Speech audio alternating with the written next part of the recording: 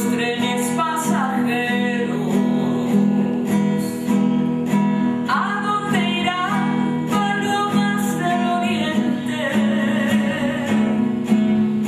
¿A dónde irán los cantos más glorientes? Van a cantarle a un hombre guerrillero, el más bragado, el más audaz y el... Francisco Villa nació el 5 de julio de 1878 en la hacienda del Río Grande, ahora conocida como La Coyotada, en San Juan del Río, Durango.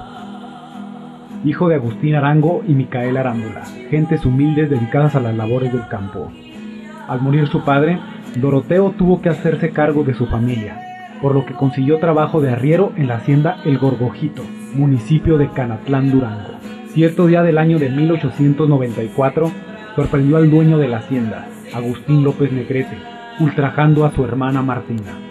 Este acto le causó tal indignación que, sin pensarlo, tomó la pistola e hirió al hacendado.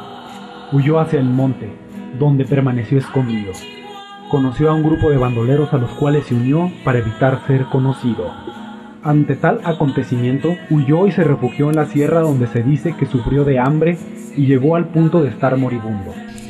Nosotros ayer en el conversatorio de Villa Educador, en donde convocamos a personas que participan en el proyecto de Jiménez Comunidad Educadora, tratábamos de identificar esos elementos que de alguna u otra manera también aportaron a la educación en nuestro país. Sin duda, la misma lucha de revolución de la cual Villa fue no solo un líder, fue pues un personaje, un ser humano que convocó a muchas personas de esta gran región del norte, porque bueno, haber nacido en Durango pues es haber nacido en esta parte del gran desierto chihuahuense.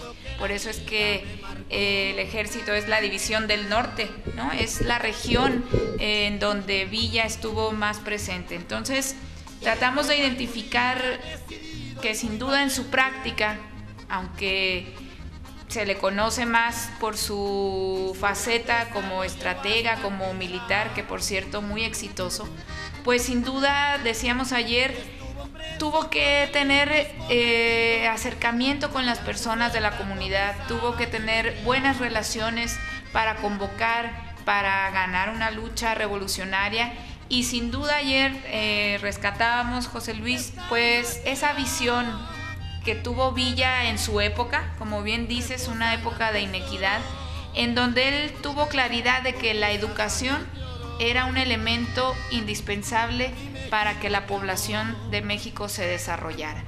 Y entonces desde esa postura se preocupó siempre de atender el aspecto educativo de niños, de jóvenes, de mujeres. Ayer hablábamos de todas las personas por las que se conformó la revolución.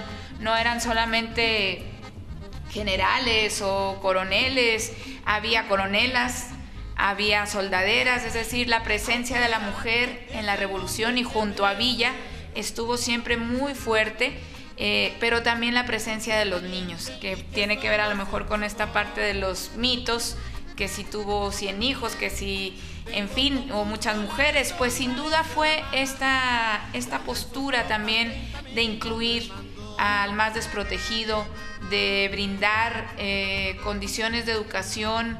Ayer se hablaba, varias personas de aquí, la señora Evita, por ejemplo, mencionaba de esa preocupación de Villa siempre por generar escuelas, porque los niños tuvieran profesores.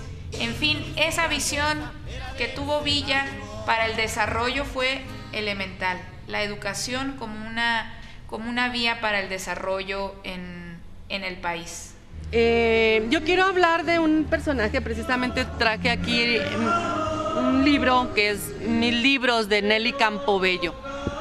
Nelly Campobello, de Durango también, de donde es Francisco Villa, a pesar de que Francisco Villa nace en La Coyotada, Durango, a Francisco Villa se le reconoce como el Centauro del Norte porque fue Chihuahua su espacio de acción, ¿verdad? En la Revolución Mexicana principalmente.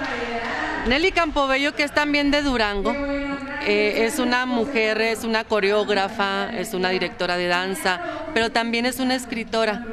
Y es la primera mujer y la primera escritora que se atreve a rescatar la figura de Francisco Villa como un hombre revolucionario. Entonces, ella en mis libros precisamente dedica muchos relatos en su libro Cartucho. Cartucho habla de muchos relatos de la revolución, en donde rescata esta figura, narra, pero además también tiene un escrito, un ensayo sobre Francisco Villa, y ella se sustenta mucho en el escritor Martín Luis Guzmán. Martín Luis Guzmán fue un hombre revolucionario, pero también escritor. Anduvo al lado de Francisco Villa y él cuenta su vida en su libro Memorias de mi general. Memorias de mi general narra precisamente el acontecimiento que yo les acabo de describir del fusilamiento.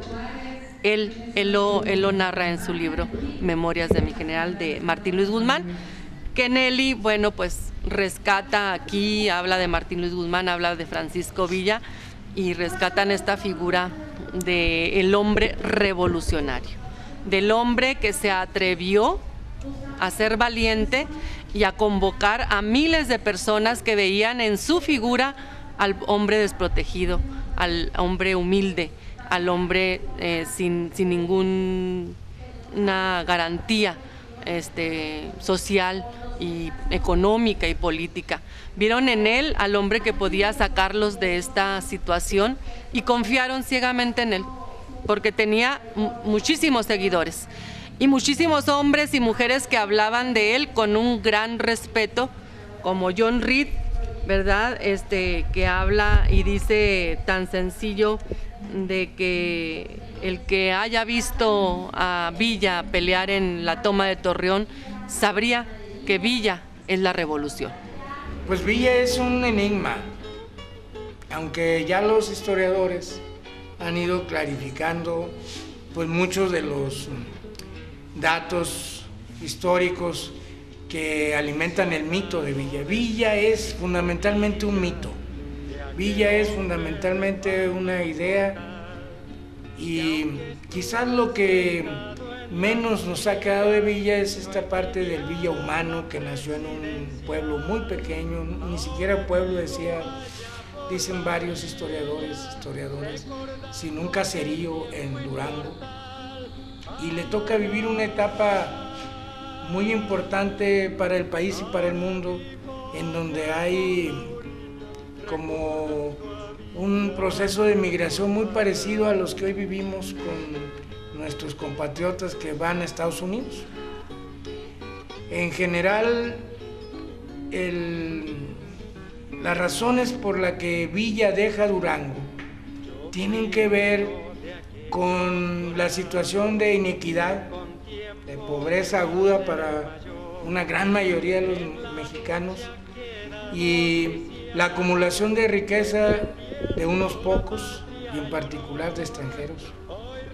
Y entonces, de ahí puedes uno escoger, Fátima, cualquier mito, que violaron a su hermana, o cualquier verdad, o cualquier, no sé si decirlo mito, cualquier historia, cualquier leyenda. Pero a Villa lo marca su época.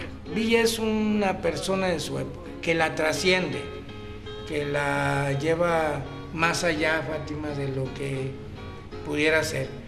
Entonces, lo más tradicional es que, siendo su nombre Doroteo Arango, él se lo cambia por Francisco, por una persona que él conoció, y por Villa, por tantas razones. Ayer lo decía Susana y otros historiadores, hay más de posibilidades de generar la historia de Villa que lo que uno supone. Entonces, yo creo que me quedaría, Fátima, en que Villa se mueve de Durango porque la inequidad en el mundo y en México era muy grande, y asume un papel de alguien fuera de la ley, porque la ley, y esto es constatable, estaba a favor de los poderosos, de los hacendados. a pesar de que fue un hombre que aprendió a leer y escribir ya grande, en 1912 estamos hablando, ¿verdad? Él tendría, ¿cuántos años? 1922 más 12, 36 años, más o menos, cuando aprende a leer y escribir. Él tenía una inteligencia sagaz, que veía en que México necesitaba una transformación radical en el gobierno, y era tan honesto consigo mismo que cuando le ofrecieron ser fue gobernador interino de Chihuahua en 1913, pero duró 2 meses, muy escaso tiempo, y le propusieron también la silla presidencial y dijo: necesitamos hombres que sepan de leyes, que sepan hacia dónde va México, ¿verdad? Yo soy de los hombres que hace la revolución, que lucha por ello, pero aquí tiene que llegar un hombre capaz para gobernar. Él tenía la capacidad, pero sabía muy bien sus limitaciones, y además no era su ambición, no ambicionaba el poder, no quería tener el poder para gobernar. Él quería únicamente llevar al pueblo a una mejor condición de vida.